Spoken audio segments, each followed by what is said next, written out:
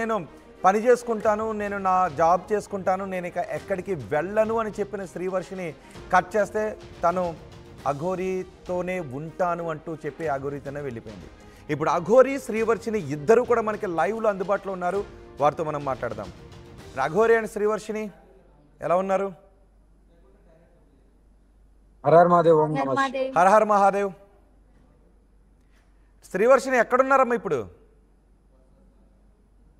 Present location అయితే చెప్పాలనుకోవట్లేదు, ఏమనుకోవద్దు. ఎందుకు, భయం ఉందా? భయం అని కాదు, కొన్ని రోజులు మేము ఎక్కడున్నాము అని తెలియకుండా ఉండకపోవడమే మంచిదని చెప్పి మేము అలాగా ఎవరికి చెప్పకూడదని డిసైడ్ అయ్యాం. ఓకే, పోనీ ఎలా ఉన్నారు? అంటే కొంచెం మాకు కూడా కొంచెం ఫ్రీడమ్ అండ్ ఫ్రీగా ఉంటది కదా మా మైండ్ కూడా. ఓకే, ఫ్రీడమ్ మీన్స్ ఎవరి డిస్టర్బెన్స్ లేకుండా.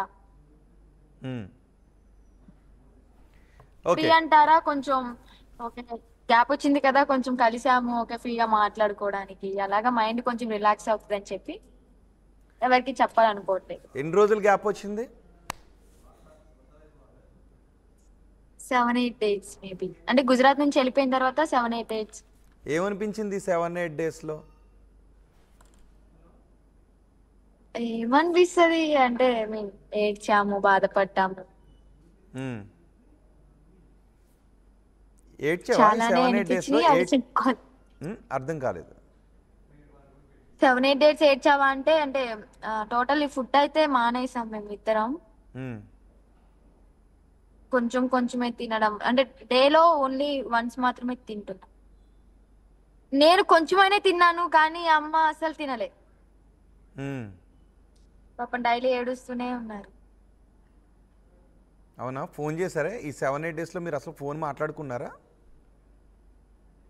లేదు, ఫోన్ కాంటాక్ట్ లేదు. వీడియోస్ పెడుతున్నారు కదా, ఆ వీడియోస్ లో చూసాము.